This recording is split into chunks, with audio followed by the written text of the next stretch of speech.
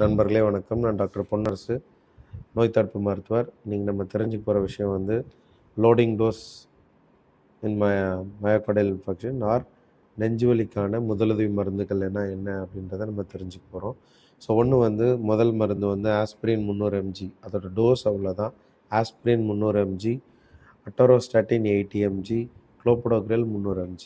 So இந்த 3 மருந்து தான் நெஞ்சுவலிக்கான முதலுதவி மருந்துகள் நம்ம சொல்கிறோம். ஏன் சார் அது முதலுதவிக்கான மருந்துகள் நீங்கள் சொல்கிறீங்க அப்படின்னு கேட்டிங்க அப்படின்னா, இதுக்கான நெஞ்சுவலிக்கான முழு தீர்வு அது கிடையாது. பட் தற்காலிகமாக ஒரு உயிரிழப்பை ஏற்படுறதை தள்ளி போடக்கூடிய தன்மையுள்ள மருந்துகள் தான் இந்த ஆஸ்பிரின் 300 mg, குளோபடோக்ரில் 300 mg, அட்டோரோஸ்டாட்டின் 80 mgன்ற மருந்து.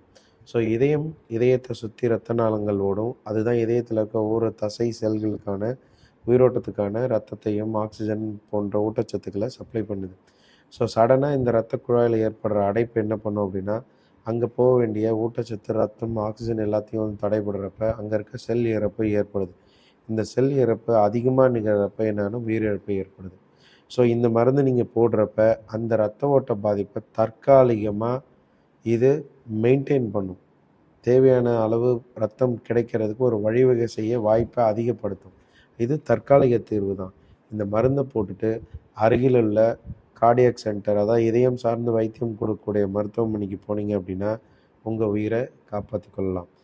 இந்த லோடிங் டோஸ் நான் எப்பயுமே கையில் வச்சுருக்கணுமான்னு கேட்டிங்கன்னா, கட்டாயம் நீங்கள் கையில் வச்சுருந்தா உங்கள் உயிரை மட்டும் இல்லை, உங்கள் வீட்டில் இருக்கிறவங்க, உங்கள் குடும்பத்தில் இருக்கவங்க, ஏன் யாருன்னே தெரியாத நம்ம சக மனிதனோட உயிரை பஸ்ஸில் போகிறப்ப, ட்ரெயினில் போகிறப்ப, இல்லை ஏரோப்ளைனில் போகிறப்ப, எப்போ வேணாலும் நீங்கள் வந்து ஃப்ளைட்டில் போகிறப்ப நீங்கள் எப்போ வேணால் காப்பாற்ற முடியும்.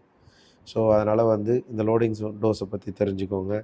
நீங்கள் அவசியம் எல்லாரும் இதை ஒரு செட் வந்து இந்த லோடிங் டோஸ் ஒரு செட் உங்கள் பாக்கெட்டில் இருக்கிறது ரொம்ப ரொம்ப நல்லது. நன்றி, வணக்கம். ஸோ போன வீடியோவில் நம்ம பார்த்தோம் லோடிங் டோஸ்னால் என்னன்றதை நம்ம வந்து பார்த்தோம்.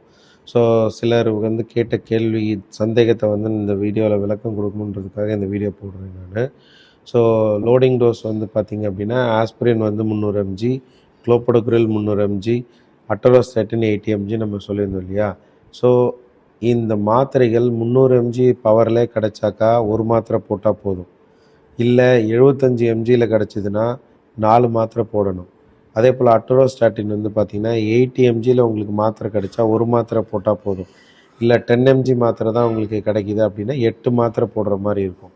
அதே போல் குளோபடோக்ரில் உங்களுக்கு 300 mg மாத்திரை கிடச்சிதுன்னா ஒரு மாத்திரை போட்டால் போதும்.